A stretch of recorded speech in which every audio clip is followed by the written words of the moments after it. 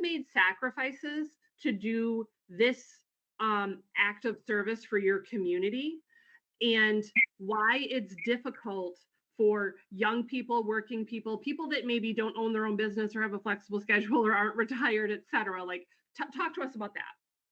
Very much. So Midland has 7 county commissioners. And when I was elected, I was the only one that that either didn't own my own business or wasn't working full time or was already retired.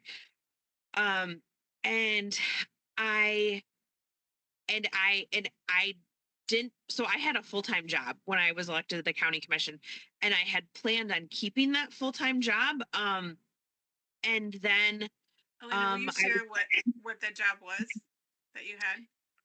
yeah, so I was a case manager in an ICU for the local hospital here in Midland.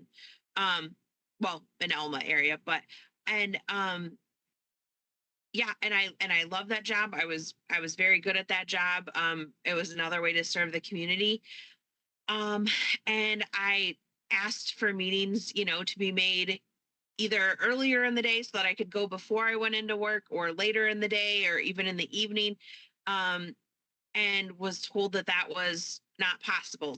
And so the meetings were flat in the middle of the day on Tuesday. And oh, by the way, I had meetings on Wednesday mornings, and I had meetings on Thursday afternoons, and some Friday full day meetings, and some Monday full day meetings. And it just kind of, it wasn't possible to work my full-time job and become a county commissioner.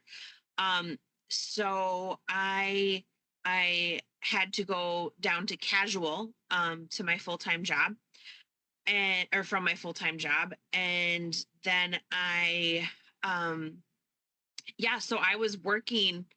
I was I went from working a full-time job where I was paid very decently to becoming a county commissioner where I was making, I believe, about 9,000 a year, which is not a whole lot of income um, in today's economy.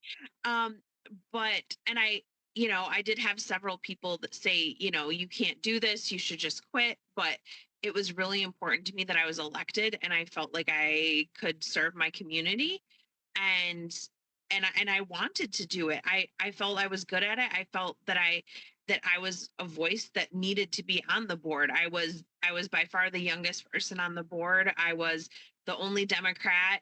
I couldn't even fathom stepping down. It would have been wild. And so my partner and I made it work.